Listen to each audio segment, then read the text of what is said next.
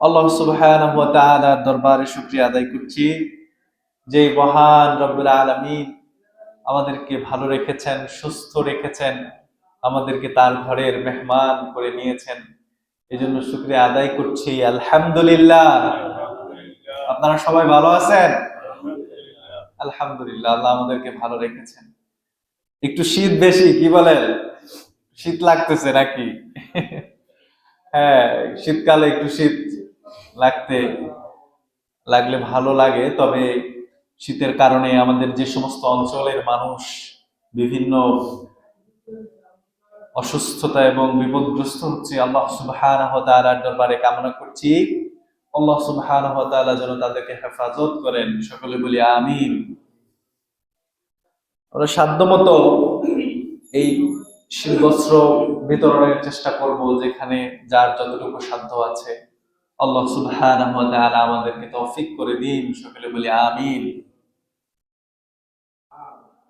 সম্মানিত উপস্থিতি, আমরা একটি গুরুত্বপূর্ণ বিষয়ের আলোচনা শুরু করেছিলাম, বিষয় ভিত্তিক আলোচনা। তো আমরা কয়েকটি জুমা ইতিমধ্যে, সম্ভবত 4টি জুমা আলোচনা করেছি আলহামদুলিল্লাহ। সেটা হচ্ছে দুনিয়ার পরিচয়, বৈশিষ্ট্য, গুণাবলী, নাকি? অর্থাৎ দুনিয়ার বৈশিষ্ট্যটা কি, দুনিয়ার গুণাবলীটা কি, সেই বিষয়গুলো আমরা জানার চেষ্টা করেছি আলহামদুলিল্লাহ কোরআন এবং বিশ্বনবী সাল্লাল্লাহু আলাইহি সাল্লামের বিশুদ্ধ হাদিসের আলোকে। ইতিমধ্যেই আমরা দুনিয়ার কয়েকটি বৈশিষ্ট্য জেনেছি। প্রথমত আমরা জেনেছিলাম যে দুনিয়ার একটি অন্যতম বৈশিষ্ট্য হলো এই দুনিয়ার জীবনটা একেবারেই ক্ষণস্থায়ী। কি বলেন? স্বল্প সময়। দ্বিতীয়ত আমরা জেনেছিলাম এই দুনিয়ার একটি অন্যতম বৈশিষ্ট্য বা দুনিয়ার পরিচয় হচ্ছে এটি ধোঁকার বস্তু। দুনিয়া হচ্ছে ধোঁকার বস্তু, ধোঁকার সামগ্রী। আমরা সর্বশেষ আলোচনা করেছিলাম এই দুনিয়ার 3 নম্বর পয়েন্টে আমরা আলোচনা করেছিলাম দুনিয়া হচ্ছে আকর্ষণীয় এক বস্তু। দুনিয়া আকর্ষণীয় এক বস্তু এবং এই দুনিয়ার উপকরণগুলোর মধ্যে যে যে বিষয়গুলো আকর্ষণীয় এবং যে যে বিষয়গুলোর প্রতি বনি আদমের কামনা বাসনা আকাঙ্ক্ষা তৈরি হয়, আশা তৈরি হয়, পাওয়ার আগ্রহ তৈরি হয়, সেই বিষয়গুলো ধরে ধরে আমরা আলোচনা করেছিলাম। আমরা আলোচনা করেছিলাম স্ত্রী, পুত্র, সন্তান, ধন সম্পদ, শোভাবর্ধন, এই দুনিয়ার যাবতীয় বিভিন্ন উপকরণ নিয়ে আমরা গত জুমায় আলোচনা করেছিলাম যে বিষয়গুলো আকর্ষণ সৃষ্টি করে, ভালোবাসা সৃষ্টি করে দুনিয়ার প্রতি। কি বলেন? আমরা গত জুমায় সংক্ষিপ্ত পরিসরে কোরআন এবং হাদিস থেকে এই বিষয়টা সম্পর্কে আলহামদুলিল্লাহ জেনেছি। আজকে আমরা 4 নাম্বার বৈশিষ্ট্য জানবো এই দুনিয়ার 4 নাম্বার বৈশিষ্ট্য বা পরিচয় বা যেটাই বলি না কেন আমরা, সেটা হলো এই দুনিয়ার হলো আমাদের জন্য একটা পরীক্ষার হল। কি? দুনিয়া হলো আমাদের জন্য কি? দুনিয়া হলো একটা সেন্টার, পরীক্ষার সেন্টার। কম বেশি আমরা সবাই পড়ালেখা করেছি। সারা বছর পড়ালেখা করার পর সেন্টারে যে 1 ঘন্টা, 3 ঘন্টা, 4 ঘন্টা, 2 ঘন্টা বিভিন্ন জায়গায় বিভিন্ন ধরনের পরীক্ষা সিস্টেম আছে না? আছে। তো সেই পরীক্ষার হল, মূলত সেই পরীক্ষার হলে মানুষেরা, ছাত্ররা, আবেদনকারীরা পরীক্ষা দিয়ে থাকেন। পরীক্ষা দেওয়ার পর তার পাস ফেল নির্ধারিত হয় পরীক্ষার পরে। কি বলেন? তাহলে এই দুনিয়ার জীবনটাও হলো আমাদের জন্য এটা একটা পরীক্ষার হল, এটি একটি পরীক্ষাগার। এখানে আমাদের পরীক্ষা দিতে হবে, পরীক্ষা দিতে হচ্ছে প্রতিনিয়ত। আল্লাহ সুবহানাহু ওয়া তাআলা সেই বিষয়টি অত্যন্ত চমৎকার ভাবে কোরআন মাজিদের মধ্যে বনি আদমকে স্মরণ করিয়ে দিয়ে বললেন, তাবারাকাল্লাযী বিয়াদিহিল মুলক ওয়া হুয়া আলা কুল্লি শাইইন কাদির। আল্লাহ সুবহানাহু ওয়া তাআলা বলছেন, আল্লাহ সুবহানাহু ওয়া তাআলার কাছে সমস্ত ক্ষমতার উৎস। ওয়া হুয়া আলা কুল্লি শাইইন কাদির। তিনি তিনি সমস্ত ক্ষমতা স্তরের চাইতেও বড় ক্ষমতাধর। আল্লাযী খালাকাল মাউতা ওয়াল হায়াত, সেই রব্বুল আলামিন যিনি আমাদের জীবন সৃষ্টি করেছেন, আবার যিনি আমাদেরকে মৃত্যু দিবেন, যিনি মৃত্যুরও সৃষ্টিকর্তা। কি বলেন? আল্লাহ তাআলা বলছেন, ওয়াল হায়াতা লিয়াবলুয়াকুম আইয়ুকুম আহসানু আমালা। তোমাদেরকে হায়াত, তোমাদেরকে জীবন, যিনি যিনি যিনি মানুষের জীবন এবং মৃত্যু সৃষ্টি করেছেন। কেন সৃষ্টি করেছেন? আল্লাযী খালাকাল মাউতা ওয়াল হায়াতা লিয়াবলুয়াকুম আইয়ুকুম আহসানু আমালা। সেই মহান রব্বুল আলামিন তোমাদের জীবন সৃষ্টি করেছেন, তোমাদের মৃত্যু যিনি সৃষ্টি করেছেন, যিনি দিবেন কি জন্য? লিয়াবলুয়াকুম, তোমাদেরকে পরীক্ষা করার জন্য, তোমাদেরকে পরীক্ষা করার জন্য। লিয়াবলুয়াকুম আইয়ুকুম আহসানু আমালা, তোমাদের মধ্যে কে সর্বোত্তম আমল করে থাকে। ওয়া হুয়াল আজিজুল গফুর, তিনি পরাক্রমশালী এবং ক্ষমাকারী। তাহলে সূরা মুলকের আয়াত থেকে আল্লাহ সুবহানাহু ওয়া তাআলা স্পষ্ট বান্দাদেরকে বুঝাচ্ছেন সমস্ত ক্ষমতা তার হাতে। বরকতময় সেই রব যার হাতে সমস্ত ক্ষমতা। ওয়া হুয়া আলা কুল্লি শাইইন কাদির, এবং তিনি সমস্ত ক্ষমতাধরের চাইতেও ক্ষমতাধর। সব ক্ষমতা তার কাছে। আর তিনি তোমাদের জীবন দিয়েছেন, মৃত্যু দিয়েছেন, লিয়াবলুয়াকুম, পরীক্ষা করার জন্য।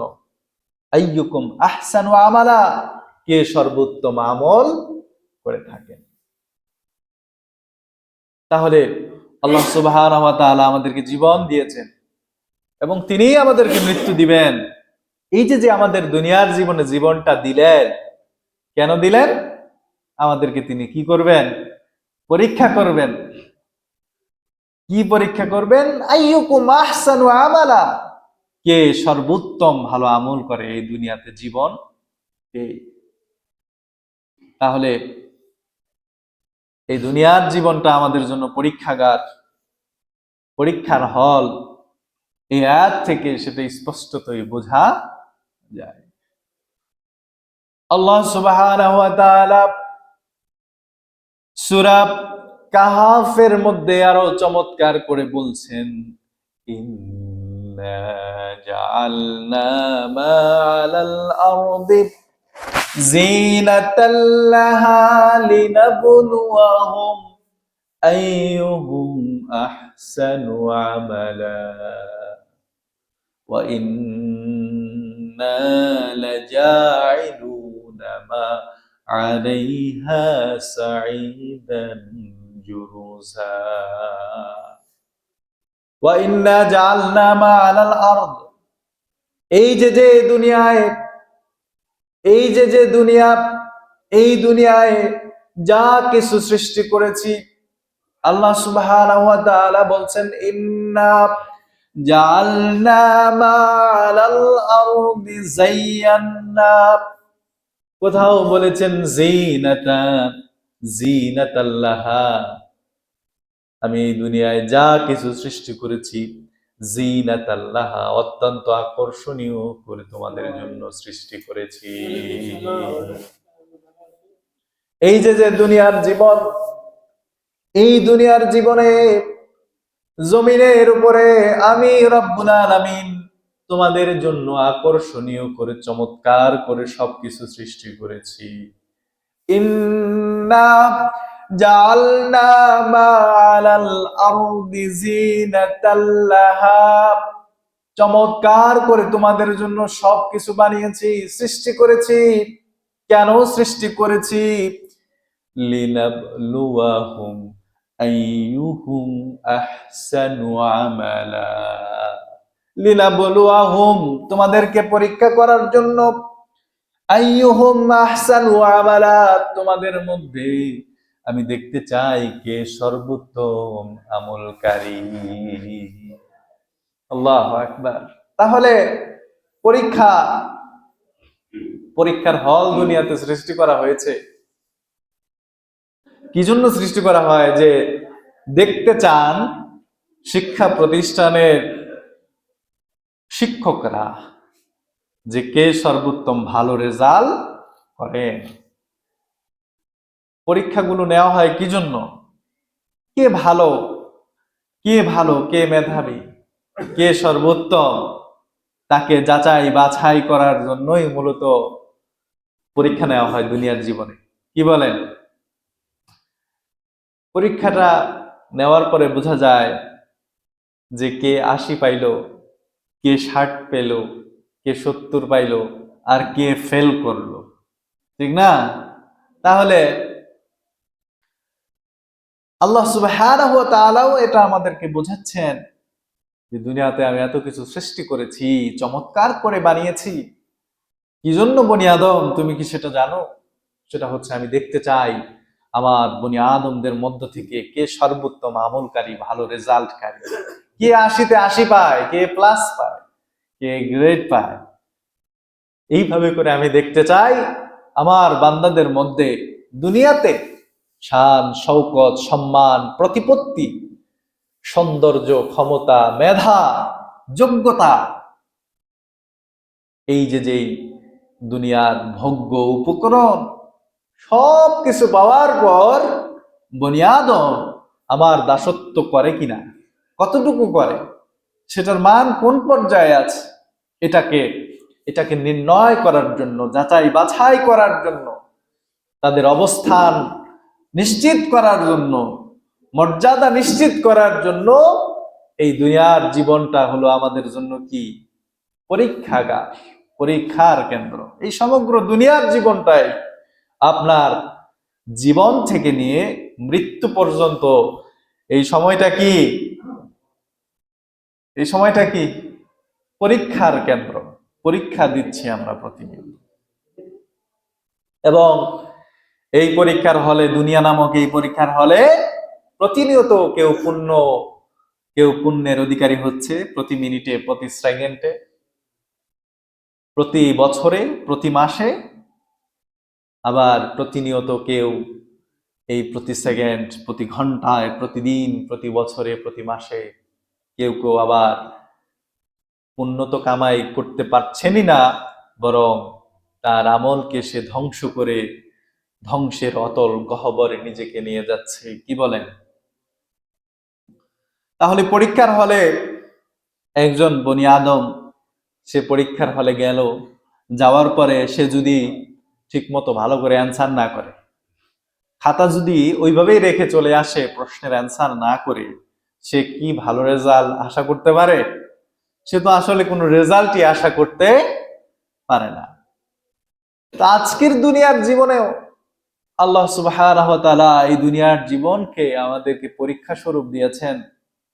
এখন এই দুনিয়ার জীবনে যদি আমরা আমাদের হায়াতকে কোরআন সুন্নাহর আলোকে না সাজাই, কি বলেন, যদি সেই আলোকে আমরা নিজেদেরকে গঠন না করতে পারি, আর মনে মনে চিন্তা করি যে আখেরাতে এ প্লাস, যেদিন আমাদের ফল ঘোষণা করা হবে, কি বলেন, আখেরাতে এ প্লাস, এটা কি আদৌ আশা করা যায়? দুনিয়ার জীবনে যেই ছাত্র ঠিক মতো পরীক্ষায় অংশগ্রহণ করেনি, সেই ছাত্র যেমনি ভাবে নিজের ভালো রেজাল্ট প্রার্থী আশা করাটা বোকামি, ঠিক তেমনি ভাবে এই দুনিয়ার জীবনে আপনি আমি কোরআন সুন্নাহর আলোকে নিজেদেরকে যদি তৈরি করতে না পারি, কোরআন সুন্নাহর আলোকে নিজেদের জীবনকে যদি সাজাতে না পারি, নিজেদের সমাজকে যদি সাজাতে না পারি, নিজেদের রাষ্ট্রকে যদি ইমানদারেরা সেই আলোকে সাজাতে না পারে, তাহলে এই পরীক্ষার হল নামক দুনিয়ার জীবনে আমরা যদি সেই আলোকে না চলতে পারি, না করতে পারি, তাহলে আখিরাতে প্লাস পাওয়া,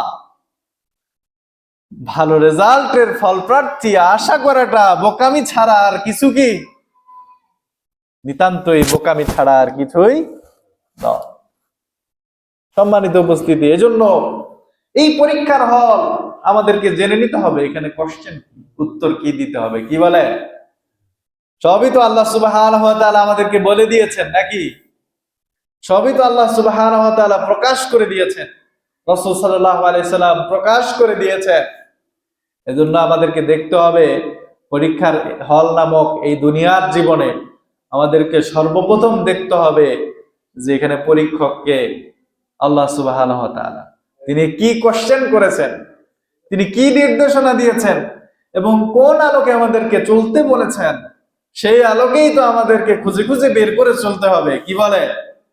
এই জন্য ইমানদারদের এই সচেতনতা আসা দরকার, আমি আপনি যে আমল করি না কেন দুনিয়ার জীবনে, এই পরীক্ষার হল নামক এই দুনিয়ার জীবনে আমার পরিবার, আমার ব্যক্তি জীবন, আমার সমাজ জীবন, আমার রাষ্ট্র, আমার আইন, আমার বিধান, আমার সবকিছুতে এদেশের 90%, 95% বলা হয়ে থাকে ইমানদারদের খুঁজতে হবে যে আমি আমার জীবন, আমার সিরাত, আমার সুরত, আমার সামগ্রিক সবকিছু আমাদেরকে দেখতে হবে আল্লাহ কি বলেছেন, রাসূল সাল্লাল্লাহু আলাইহি ওয়াসাল্লাম কি করেছেন, সাহাবায়ে আজমাইন কি করেছেন, কোনগুলোকে সমর্থন দিয়েছেন। কি বলেন?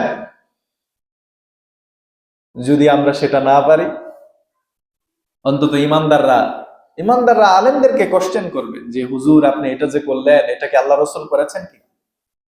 যে হুজুর আপনি যেটা করলেন এটা কি আমাদের সাহাবায়ে আজমাইনের দল যারা পরীক্ষিত, রাসূল সাল্লাল্লাহু আলাইহি ওয়াসাল্লামকে দেখে দেখে যারা আমল করেছেন, আপনি যে কাজটি করছেন সেটা কি আমাদের প্রিয় সাহাবীরা করেছে কিনা, তাবেঈরা সেই সূত্র ধরে করেছে কিনা, তাবেঈরা সেই সূত্র ধরে করেছে কিনা? তাহলে ইমানদারদের এই পরীক্ষার হল নামক দুনিয়ার জীবনে তাদের প্রত্যেকটি আমল, তাদের প্রত্যেকটি কর্মসূচি, পরিবার থেকে নিয়ে শুরু করে রাষ্ট্র এবং আন্তর্জাতিক পর্যায়ের সামগ্রিক ক্ষেত্রে এদেশের 95% মুসলমানেরা যদি এই কথা বলতো, তাহলে আমাদের এই দেশ, এই সমাজ, এই রাষ্ট্রের পরিবার এবং আমাদের ব্যক্তি জীবন কি এরকম ভাবে চলতো ইচ্ছা স্বাধীন মতো, যে যার মতো যা বানাচ্ছি, যা করছি, চলছি? তাহলে আপনারা একটু চিন্তা করুন যে আসলে পরীক্ষার হল নামক এই দুনিয়ার জীবনে আল্লাহ আমাদেরকে বলছেন এটা তোমাদের জন্য পরীক্ষার হল। তিনি আমাদেরকে নির্দেশনাও দিয়ে দিলেন কি করতে হবে দুনিয়ায়। পরীক্ষার হল নামক এই দুনিয়ার জীবনে যদি আমরা সেই আলোকে নিজেদেরকে তৈরি করতে না পারি, সাজাতে না পারি, তাহলে আখিরাতে ফেল করা ছাড়া কোনো উপায় আছে? কোনো উপায় আছে? পরীক্ষার হলে ঢুকছেন, আপনাকে পরীক্ষকরা কোশ্চেন দিচ্ছেন একরকম, আপনি উত্তর লিখে আসলেন আরেক রকম। আল্লাহ বলছেন এইভাবে করতে, রাসূল সাল্লাল্লাহু আলাইহি সাল্লাম বলছে এইভাবে তোমার রাষ্ট্র চালাও, তোমার সমাজ চালাও, পরিবার চালাও, তোমার নিজের জীবনকে চালাও। কিন্তু আপনি আমি চিন্তা করলাম যে আমার বাপ দাদারা কি ভুল করছে না, আপনি আমি চিন্তা করলাম যে আমার অমুক সাহেব কি ভুল করছে নাকি, আপনি আমি মাথায় চিন্তা করলাম তারা কি ভুল করতে পারে। তাহলে ওই পরীক্ষক মহান রব্বুল আলামিনের উপরে আপনার কলম ধরা হলো কি হলো না? বলেন, কলম ধরা হলো কি হলো না? সেই আলোকে আদৌ কি আপনি পরীক্ষা দিচ্ছেন? তাহলে সে আলোকে আদৌ কি আপনি আপনার জীবনকে তৈরি করছেন আসলে? জন্য প্রিয় ভাইয়েরা আমার, প্রিয় বন্ধুরা আমার, দুনিয়ার জীবনের অন্যতম বৈশিষ্ট্য আমরা আলোচনা করছিলাম, সেটা হচ্ছে এটি একটি পরীক্ষার হল। খুবই সতর্ক, খুবই সতর্ক। পরীক্ষার হলে সতর্ক না হলে ওই ছাত্রের অবস্থাটা কি হবে? ফেল, শেষ। কিন্তু দুনিয়ার জীবনের একটা পরীক্ষায় আপনি ফেল করলে আরেকবার উত্তীর্ণ হওয়ার সুযোগ থাকতেও পারে, অনেক ক্ষেত্রে থাকে না। অনেক ক্ষেত্রে দুনিয়ার জীবনের পরীক্ষাগুলোতেও ফেল করলে আর সুযোগ থাকে না, বয়স শেষ, বিসিএস পরীক্ষার্থী, আপনি যতই ভালো পারেন আর দিতে পারবেন না পরীক্ষা, নির্দিষ্ট কিছু এরকম পরীক্ষা আছে। তাহলে দুনিয়ার জীবনের ফেল করলে আপনার কিছু যায় আসে না, হয়তো বা আপনি সাময়িক কিছু সুবিধা থেকে বঞ্চিত হবেন, কিন্তু আখিরাত নামক সেই জীবনে যে জীবন হচ্ছে আমাদের জন্য চূড়ান্ত জীবন, সেই চূড়ান্ত জীবনে যদি আপনি আমি ফেল করে বসি, তাহলে আমাদের জীবনের দুঃখ, গ্লানি, শাস্তি, অপমান, লাঞ্ছনা, গঞ্জনার অবকাশ থাকবে না। এজন্য ইমানদাররা খুব সচেতন, পরীক্ষার হলে আছে। দুনিয়ার জীবন এটি পরীক্ষার হল। কে বলেছেন এই দুনিয়ার জীবন যে পরীক্ষার হল? এটা কে বলছে? আল্লাহ সুবহানাহু ওয়া তাআলা। খুব সতর্ক, খুব সতর্ক, খুব ভেবেছেন যে ইমানদারদের পাও ফেলতে হবে। যদি একটু অসতর্ক হয়ে যায় তাহলে গাড়ার মধ্যে পড়ে যাওয়ার সম্ভাবনা আছে। আল্লাহ সুবহানাহু ওয়া তাআলা বলছেন, আহাসিবান নাসু আইয়ুতরাকু আইয়াকুলু আমান্না ওয়া হুম লা ইফতানুন। মানুষেরা ভেবে নিয়েছে নাকি, সূরা আনকাবুতের 2 এবং 3 নম্বর আয়াত, আহাসিবান নাসু আইয়ুতরাকু আইয়াকুলু আমান্না ওয়া হুম লা ইফতানুন। মানুষেরা কি ভেবে নিয়েছে নাকি তারা বলবে আমরা ঈমান এনেছি, এই কথা বলার সাথে সাথে ওয়া হুম লা ইফতানুন, তাদেরকে আমি ছেড়ে দেব, কোনো পরীক্ষা করব না। আল্লাহ সুবহানাহু ওয়া তাআলা বলছেন, খুব খেয়াল করতে, ইমানদাররা কি এটা ভেবে নিয়েছে নাকি তারা বলবে আমি মুসলমান, আমি ঈমান এনেছি, ঈমান আনয়ন করেছি, আমি মুসলমান, এই কথা বললেই কি আমি তাদেরকে ছেড়ে দিব নাকি? তারা কি ভেবে নিয়েছে নাকি আমি তাদেরকে পরীক্ষা করব না? তারা কি ভেবে নিয়েছে আমি কি তাদেরকে পরীক্ষা করব না? তারা এই দুনিয়াতে মুসলমান, ঈমানের দাবি করবে, সে নিজেকে মুসলিম দাবি করবে, আল্লাহ এবং রাসূল সাল্লাল্লাহু আলাইহি সাল্লামের সুন্নাহর অনুসরণকারী হিসেবে নিজেকে প্রকাশ করবে, অথচ সে সুন্নাহ বিরোধী সমস্ত কার্যকলাপে অংশগ্রহণ করবে, অথচ সে নিজেকে দাবি করবে কি মুসলমান। মানুষেরা কি এটা ভেবে নিয়েছে নাকি ঈমান আনয়ন করেছি এই কথা বললেই আমি তাদেরকে ছেড়ে দিব, আমি তাদেরকে পরীক্ষা করব না? ওয়ালাকাদ ফাতান্নাল্লাযীনা মিন ক্বাবলিহিম ফালা ইয়ালামান্নাল্লাহুল্লাযীনা সাদাকু ওয়ালা ইয়ালামান্নাল কাযিবিন। আল্লাহ সুবহানাহু ওয়া তাআলা বলছেন, ওয়ালাকাদ ফাতান্নাল্লাযীনা মিন ক্বাবলিহিম, আমি তাদের পূর্ববর্তীদেরকে পরীক্ষা করেছি। কাদেরকে পরীক্ষা করেছেন? আমাদের পূর্ববর্তী জাতি সমূহকে আল্লাহ সুবহানাহু ওয়া তাআলা বিভিন্ন ভাবে পরীক্ষা করেছেন, কি করেননি? আল্লাহ সুবহানাহু ওয়া তাআলা বলছেন, ওয়ালাকাদ ফাতান্নাল্লাযীনা মিন ক্বাবলিহিম, আমি তাদের পূর্ববর্তীদেরকে পরীক্ষা করেছি এবং আমি অবশ্যই তাদেরকেও পরীক্ষা করব। আমি জেনে নিব, আমি যাচাই করে নিব ঈমানের দাবিতে কে সত্যবাদী আর কে হলো মিথ্যাবাদী। আল্লাযীনা সাদাকু ওয়া লা ইয়ালামান্নাল কাযিবিন, কে ঈমানের দাবিতে সত্যবাদী, এই পরীক্ষার হলে, দুনিয়ার জীবন নামক এই পরীক্ষার হলে কে ঈমানের দাবিতে সত্যবাদী আর কে ঈমানের দাবিতে মিথ্যাবাদী, আমি এটা অবশ্যই বনি আদমদেরকে যাচাই করে নিব, যাচাই করে। তাহলে এই দুনিয়ার জীবনে আপনি আমি, আমাদের ব্যক্তি জীবন, আমাদের পারিবারিক জীবন, আমাদের সামাজিক জীবন, আমাদের রাষ্ট্রীয় জীবন, এইগুলো যদি ইমানদাররা কোরআন সুন্নাহর আলোকে তৈরি না করে, এই জীবনগুলোকে যদি কোরআন সুন্নাহর আলোকে না সাজায়, সারা জীবন সুন্নাহ বিরোধী, কোরআন বিরোধী তন্ত্র মন্ত্রের মধ্যে ছুটলা ইমানদার, মৃত্যুর পরে তুমি চিন্তা করলা আস্তে করে জান্নাতে চলে যাবা, এটা এত সহজ বিষয় নয়। এটা কি এত সহজ? সারা জীবন বিভিন্ন তন্ত্র মন্ত্রের পেছনে ছুটলা, সারা জীবন বিভিন্ন আন্দোলনের পেছনে ছুটলা, মৃত্যুর পরে এখন তুমি চিন্তা করছো আস্তে করে জান্নাতে চলে যাবা। মসজিদে এসে আল্লাহর প্রশংসা করলাম, মসজিদে এসে আল্লাহকে সাজদা দিলা, আল্লাহকে রব হিসেবে গ্রহণ করলা, রাসূল সাল্লাল্লাহু আলাইহি ওয়াসাল্লামকে তার সুন্নাহ অনুযায়ী নামাজ কায়েম করলা, নামাজ পালন করলা, কিন্তু মসজিদ থেকে সমাজ, রাষ্ট্র আর তোমার পরিবারকে সেই সুন্নাহর আলোকে কায়েম করার চিন্তা ভাবনা করলা না। মসজিদে এলাম, আমি খুব ইমানদার, খুব আল্লাহওয়ালা মানুষ, আলহামদুলিল্লাহ, কিন্তু মসজিদ থেকে বের হয়ে আমার সেই সুন্নাহ, আমার সেই কোরআন, আমি যে মুসলমান, আমার পূর্বপুরুষেরা যে এই পৃথিবীকে শাসন করেছিল, সেই চিন্তা কোথায় গেল মুসলমান? সেই চিন্তা কোথায় গেল আমাদের? সেই শিক্ষা, সেই সোনালী ইতিহাস কোথায় হারিয়ে ফেললাম আমরা?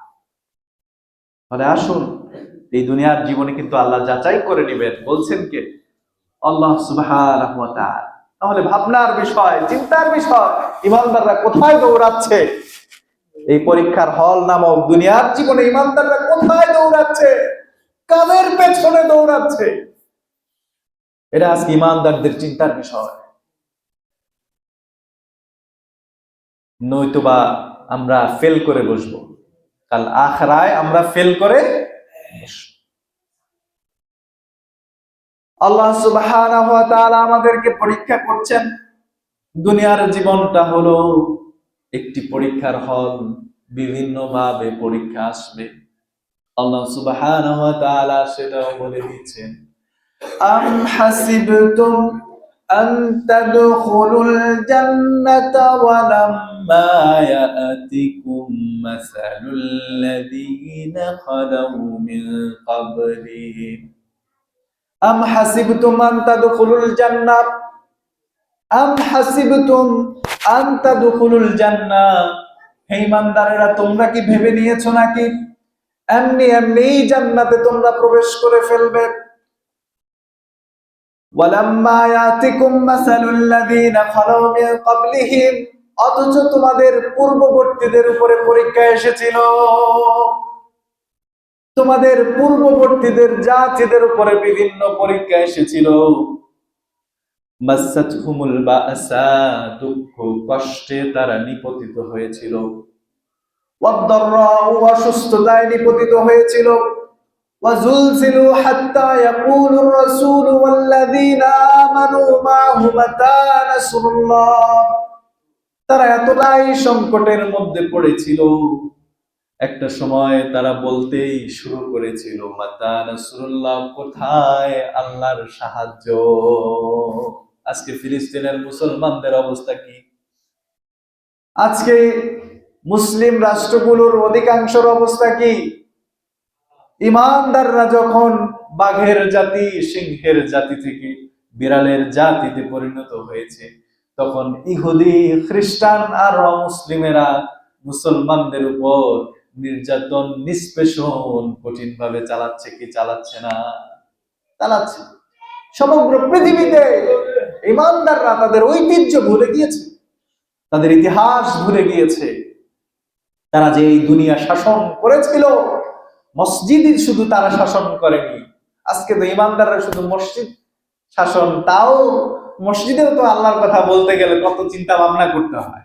মসজিদ শাসন নিয়ে তোমাকে আল্লাহ তো মসজিদ শাসন করার জন্য পাঠায় নাই দুনিয়া, তোমাকে সমগ্র দুনিয়ার খেলাফতের দায়িত্ব, প্রতিনিধিত্ব, কোরআন সুন্নাহর আলোকে সমগ্র দুনিয়া চালানোর জন্য তোমাকে আল্লাহ তাআলা এই দুনিয়াতে প্রেরণ করেছে। তুমি মসজিদ নিয়ে পড়ে আসো,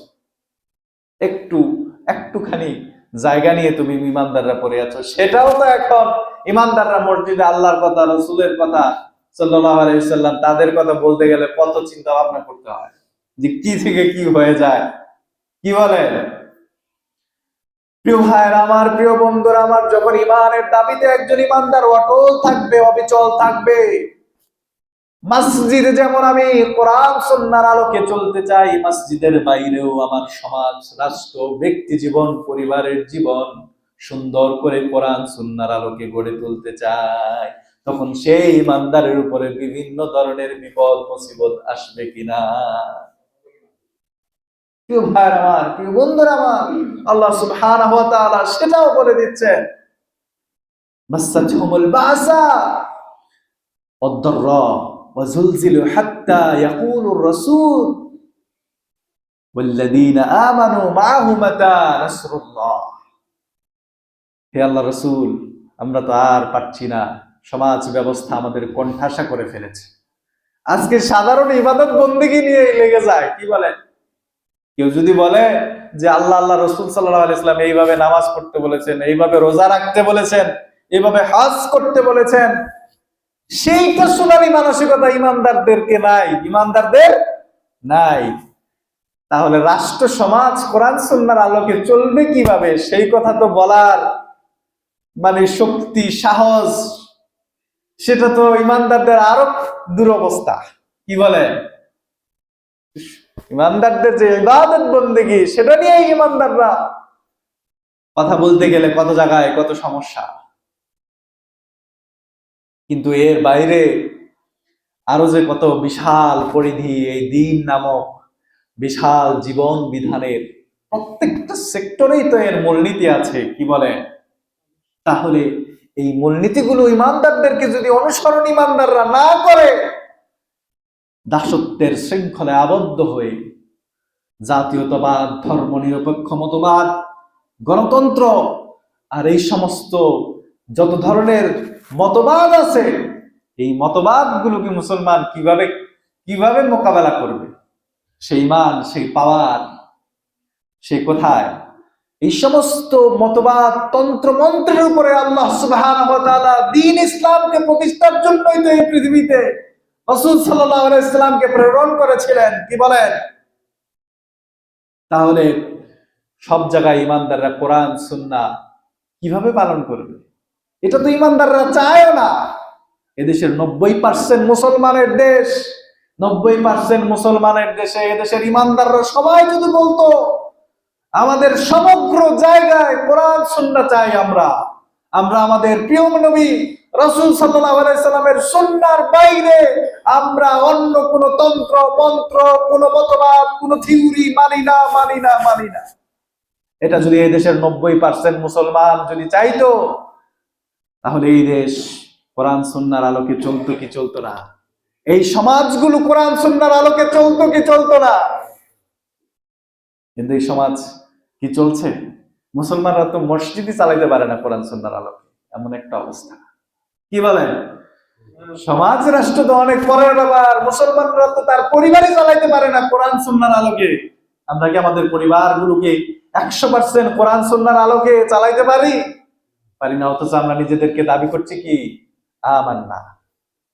কিন্তু আল্লাহ সুবহানাহু ওয়া তাআলা বলছেন, হাসিবান নাস আইয়ুতরাকু আইয়াকুলু আমান্না হুম লা ইফতারুন। তোমরা ঈমান এনেছো এই কথা বললেই তোমাদেরকে ছেড়ে দেওয়া হবে? এত সহজ ভেবে নিয়েছো? ওয়ালাকাদ ফাতান্নাল্লাযীনা মিন ক্বাবলিহিম, তোমাদের পূর্ববর্তী জাতিগুলোকে আমি পরীক্ষা করেছি, তোমাদেরকেও আমি পরীক্ষা করব যে তোমাদের ভিতরে কে সত্যবাদী আর কে মিথ্যাবাদী। তাহলে ইমানদাররা আজকে এত মুসলমান, এত ইমানদার, অথচ আল্লাহ রাসূল বিরোধী কার্যকলাপ সমাজগুলোতে হচ্ছে। বছরের পর বছর ওয়াজ হচ্ছে, তারপরেও 31 নাইটে ঘুমাইতে পারি না, সারা রাত ঘুমাইতে পারি নাই ঢাকার শহরে। কিলা গ্রামে কি হয়েছে আমি জানি না। তাহলে ঢাকা শহরে ফজরের নামাজের পর ইমাম সাহেব হুজুরকে বললাম, হুজুর এত ওয়াজ আমরা করি কি লাভ? এগুলা তো কমে নাই, আরো বাড়তেছে। মানুষ মসজিদে এসে তো ঠিকই স্বীকৃতি দেয় এসব করব না, আল্লাহ রাসূল সাল্লাল্লাহু আলাইহি সাল্লামের সুন্নাহ বিরোধী কোনো কাজ করব না, এই মহল্লায় অন্তত করব না, মসজিদের সম্মানে অন্তত করব না। কিন্তু দেখা গেছে মসজিদের কোনায় ফুটাইছে, মসজিদের কোনায় ফুটাইছে। তাহলে ইমানদাররা, এটা পরীক্ষার হল। আমরা বলছিলাম যে এই দুনিয়ার অন্যতম পরিচয় হলো এটি একটি পরীক্ষার হল। খুব সতর্ক। পরীক্ষার হলে যদি উল্টাপাল্টা কিছু করা হয়, আপনি যদি পরীক্ষা যথাযথভাবে না দেন, যথাযথভাবে যদি পরীক্ষা না দেন, তাহলে দুনিয়ার জীবনে যেরকম ফেল করে ফেলবেন, এই আখিরাতের পরীক্ষায় যদি একবার ফেল করে ফেলেন, তাহলে কি আবার পুনরায় পরীক্ষা দেওয়ার কোনো সুযোগ আছে? কোনো সুযোগ নাই, কোনো সুযোগ নাই। আবার ফিরে আসতে পারবেন এই দুনিয়ার জীবনে। এজন্য আসুন আসুন একটু সচেতন হই। আমরা যতই ওয়াজ করি কোনোই লাভ হচ্ছে না। কেন হচ্ছে না? আসলে আমরা মসজিদে এসে ঠিকই স্বীকৃতি দেই আমরা ইমানদার, মসজিদে এসে আমরা ঠিকই স্বীকৃতি দেই আমরা ভালো মানুষ, ঠিক। কিন্তু মসজিদ থেকে বের হয়ে আমরা সেটা বেমালুম ভুলে যাই, নিজেদের ইচ্ছা মতো যা মন চায় তা করি। কেন? কেন ইমানদারেরা? আল্লাহ সুবহানাহু ওয়া তাআলা বলছেন যে আমি অবশ্যই তোমাদেরকে যাচাই করে নিব। প্রিয় ভাইয়েরা আমার, প্রিয় বন্ধুরা আমার, রাসূল সাল্লাল্লাহু আলাইহি ওয়াসাল্লাম বলছেন আদ-দুনিয়া সিজনুল মুমিনি ওয়া জান্নাতুল কাফির। এই দুনিয়ার জীবনটা ঈমানদারদের জন্য জেলখানা। এই দুনিয়ার জীবনটা ঈমানদারদের জন্য জেলখানা, আর কাফেরদের জন্য হলো জান্নাত। কাফেররা এই দুনিয়ার জীবনে যা ইচ্ছা তা করতে পারে, যা ইচ্ছা তা খেতে পারে, যখন যা মন চায় তা করতে পারে। কিন্তু ইমানদারদের জন্য এই দুনিয়ার জীবন হাজতখানা। সে যা মন চায় তা করতে পারে না। করতে পারে? যা মন চায় তা করতে পারে না। যখন যা মন চায় তা করতে পারবে না। ইমানদার কেন করতে পারবে না যখন যা মন চায় তা? কারণ তার কিছু করতে গেলেই দেখতে হবে আমার আল্লাহ কি বলেছেন, রাসূল সাল্লাল্লাহু আলাইহি ওয়াসাল্লাম কি করেছেন। কি বলেন? একজন ইমানদার, এই দুনিয়ার জীবন তার জন্য জেলখানা, হাজতখানা। এখানে সে নিজের ইচ্ছা মতো সবকিছু করতে পারবে না, সে ইচ্ছা মতো করবে জান্নাতে গিয়ে। কি বলেন? জান্নাতে কি? যখনই একজন ইমানদার সব ক্ষেত্রে আল্লাহ রাসূল সাল্লাল্লাহু আলাইহি ওয়াসাল্লামের সুন্নাহ অনুসরণ করবে, সাহাবায়ে আজমাইনের সুন্নাহ অনুসরণ করবে, তখন সেই ইমানদারের উপরে বিভিন্ন ধরনের পরীক্ষা আসবে কি আসবে না? পরীক্ষার হল এই দুনিয়ার জীবন। সহিহ তিরমিজির বিশুদ্ধ বর্ণনার মধ্যে এসেছে, মুসআব ইবনে সাদ রাদিয়াল্লাহু তাআলা আনহু বলছেন, আন আবিহি, তার পিতা থেকে, তিনি বলেন, আমি একবার রাসূল সাল্লাল্লাহু আলাইহি ওয়াসাল্লামকে জিজ্ঞেস করলাম, কুলতু ইয়া রাসূলুল্লাহ আইয়ুন নাসি আশাদ্দু বালা। এই দুনিয়ার জীবনে সবচাইতে বেশি পরীক্ষার মুখোমুখি হয় কে? এই দুনিয়াতে কে বেশি পরীক্ষার মুখোমুখি হয়?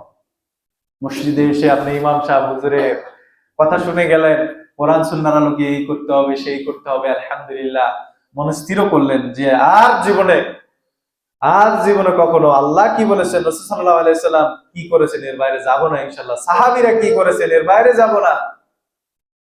আপনি পরিবারে যায়া চিন্তা করলেন যে আসলে পরিবারের লোকদেরকে বলি যে এটা আল্লাহ বলেছেন, রাসূল সাল্লাল্লাহু আলাইহি সাল্লাম করেছেন, সাহাবীরা করেছেন। তখনই কিন্তু আপনার কি শুরু? পরীক্ষা। দেখবেন অনেকেই কিন্তু শুরু হয়ে গেছে আপনার সাথে ঝামেলা শুরু হয়ে গেছে। ঠিক তেমনি ভাবে আপনি যদি সমাজে এসে বলেন আল্লাহ বলেছেন এটা, রাসূল সাল্লাল্লাহু আলাইহি সাল্লাম বলেছেন এটা, সাহাবীরা করেছে এটা, আমি একজন ইমানদার, আমাকে করতে হবে এটা, তখন সমাজের ভিতরেও কি ঝামেলা শুরু হয়ে যাবে কিনা আপনার সাথে? হবে। এরপরে আপনার রাষ্ট্রের কাছে গিয়ে বললেন যে আসলে আমরা তো 90% মুসলমান এই দেশে, আমরা আমরা চাই আল্লাহ কি করেছেন সেটা হোক, রাসূল সাল্লাল্লাহু আলাইহি ওয়াসাল্লাম কি বলেছে সেটা হোক, সাহাবীরা কি করেছে সেই সুন্নাহর আলোকে সবকিছু তৈরি হোক। তখন রাষ্ট্রের সাথেও আপনার জ্ঞানজাম শুরু হবে কি হবে না? কেন আমি চিন্তা করতেছি, আল্লাহ ক্ষমা করুন, যে ইমাম সাহেব খতিব সাহেবদের সাথেও কিন্তু যখন ইমাম সাহেব খতিব সাহেবরা বলে যে আল্লাহ বলেছেন এটা, রাসূল সাল্লাল্লাহু আলাইহি সাল্লাম বলেছেন এটা, সাহাবায়ে আজমাইন করেছেন এটা, নামাজের পরে ইমাম সাহেবের সাথেও ঝামেলা শুরু হয় কি হয় না কোনো কোনো জায়গায়। জসিলতাতে আলহামদুলিল্লাহ কোনো সমস্যা নাই, জসিলদার মানুষ যথেষ্ট আলহামদুলিল্লাহ। এই ক্ষেত্রে আমি তো অন্তত কত 2-3 বছর ধরে তো আপনাদের এখানে আসি যাই, আলহামদুলিল্লাহ যথেষ্ট ভদ্রতা, সম্মান এবং মর্যাদা রেখে সবাই কথা বলেন, ভালোবাসেন, আলহামদুলিল্লাহ। কিন্তু আমারও এই কথাগুলো বলতে হবে, না বললে আমাকেও আল্লাহ লটকাবেন, আমাকেও আল্লাহ ধরবেন। এখন কে কি মনে করলেন, কোন দিকে ট্যাগ লাগাই দেওয়া হয় আমি জানি না, তবে আমার আল্লাহর কথা বলতেই হবে, রাসূল সাল্লাল্লাহু আলাইহি সাল্লামের কথা বলতেই হবে।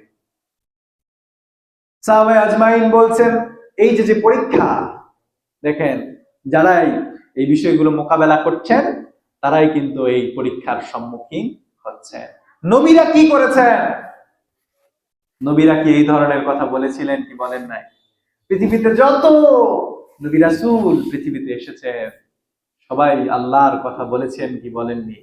আল্লাহর কথা বলার কারণে তাদের উপরে সমাজ ব্যবস্থা, রাষ্ট্র ব্যবস্থা চড়াও হয়েছিল কি হয়নি? রাসূল সাল্লাল্লাহু আলাইহি সাল্লাম তো হিজরত করতে হাজার হাজার নবী, হাজার হাজার নবী খুন হয়েছেন আল্লাহর কথা বলতে যে, এবং রাসূল সাল্লাল্লাহু আলাইহি সাল্লামকে তো সর্বশেষ মারার পরিকল্পনা করা হলো, এবং রাসূল সাল্লাল্লাহু আলাইহি সাল্লাম হিজরত করতে নিজের মাতৃভূমি ছাড়তে পর্যন্ত বাধ্য হলেন। কার জন্য? আল্লাহর এই দ্বীনের কথা মানুষকে বোঝাতে গিয়েই তো, নাকি? সাহাবায়ে আজমাইন বললেন ইয়া রাসূলুল্লাহ, মানুষের মধ্যে সবচাইতে বেশি এই ধরনের মোকাবেলা কারা করেন, এই ধরনের পরীক্ষার সম্মুখীন কারা হয়? রাসূল সাল্লাল্লাহু আলাইহি ওয়াসাল্লাম বললেন ক্বালা আল আম্বিয়া, পৃথিবীতে সবচাইতে বেশি এই ধরনের পরিস্থিতির মুখোমুখি হয়েছেন নবীরা। সুম্মাল আমসালু ফাল আমসাল ইউবতালা, সুম্মাল আমসালু ফাল আমসাল, এরপরে নবীদের পরে যারা দুনিয়ায় যারা বেশি আল্লাহর কথা বলেছে, আল্লাহর দ্বীনের কথা বলেছে, এরপরে নবীদের পরে আমসাল সুম্মাল আমসাল ফাল আমসাল, এরপরে পৃথিবীতে যত মানুষ এসেছে ধারাবাহিকভাবে তারাই বেশি পরীক্ষার সম্মুখীন হয়েছে। সুম্মাল আমসাল ফাল আমসাল ইউবতালা, পরীক্ষার মুখোমুখি হয়েছে। আর রাজুলু আলা হাসবি দীনিহি, যেই ব্যক্তি যতটুকু দিন পালন করেছে সে ততটুকুই পরীক্ষার সম্মুখীন হয়েছে। যে ব্যক্তি যতটুকু দিন পালন করেছে সে ততটুকুই পরীক্ষার মধ্যে দুনিয়াতে পড়েছে। কেউ যদি শুধু মসজিদে দিন পালন করে তার ক্ষেত্রটা কি? শুধু মসজিদ, সে এতটুকু জায়গার মধ্যেই সীমাবদ্ধ। আর যে ব্যক্তি শুধু মসজিদ না, মসজিদের বাইরে গিয়েও কোরআন সুন্নাহ অনুযায়ী দিন পালন করতে চায়, তার জন্য পরীক্ষার পরিধিটা আরো বেড়ে গেল কিনা? মসজিদ তো একটা জায়গা যেখানে আল্লাহর হুকুম অনুযায়ী নামাজ পড়তে হবে, রাসূল সাল্লাল্লাহু আলাইহি ওয়াসাল্লামের সুন্নাহ অনুযায়ী জীবনকে সুন্দর করে সাজাতে হবে, এটা তো একটা জায়গা। কেউ এই জায়গার বাইরে যেও যদি বলে যে নবীর সুন্নাহ অনুযায়ী সব হবে, আমরা সবাই রাসূল সেনা, রাসূলকে আমরা জীবনের চাইতেও বেশি ভালোবাসি, সেই রাসূলের সুন্নাহ শুধু কেন মসজিদে থাকবে, মসজিদের বাইরেও প্রতিষ্ঠিত করতে হবে। আমাদের ইউনিয়ন পরিষদ রাসূলের সুন্নাহ অনুযায়ী চলতে হবে। আমরা রাসূলকে ভালোবাসি, রাসূলের সুন্নাহ ছাড়া আমাদের ইউনিয়ন চলবে না। তাহলে তার পরীক্ষার পরিধিটা আরেকটু বেড়ে গেল কিনা? এরপরে যে জেলা চাইবো যে আমাদের জেলা অন্তত আল্লাহ আল্লাহ রাসূলের সুন্নাহ অনুযায়ী চলবে।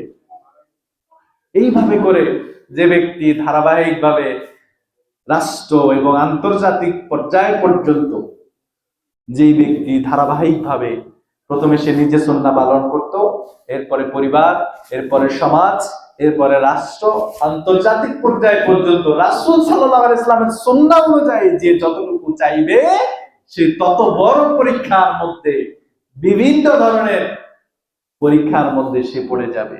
কে বলছেন এটা? কে বলছেন? রাসূল সাল্লাল্লাহু আলাইহি সাল্লাম বলছেন, সাহাবীদেরকে বলছেন। সাহাবীরা জিজ্ঞেস করছিলেন, সহিহ তিরমিজির বিশুদ্ধ বর্ণনা, الأنبياء ثم الأمثال فالأمثل يبتلى الرجل على حسب دينه فإن كان دينه صلبا اشتد بلاؤه وإن كان في دينه رقة ابتلي على حسب دينه। যে দিনের ক্ষেত্রে যতটুকু অনুসরণ করবে, তার মান অনুযায়ী সে ততটুকুই পরীক্ষার মধ্যে পড়বে। فما يبرح البلاء بالعبد হাত্তা ইউতরাকাহু ইয়ামশি আলা আল-আরদ। একের পর এক পরীক্ষা তার সামনে আসবে, রোগ, শোক, বিপদ, মুসিবত, সমাজ, রাষ্ট্র, জনগণ সবাই তার উপরে চড়াও হবে, কেঁপে যাবে একটা পর্যায়ে, কিন্তু সে আল্লাহ এবং রাসূল সাল্লাল্লাহু আলাইহি ওয়াসাল্লামের সুন্নাহর উপরে সব ক্ষেত্রে অটল থাকে।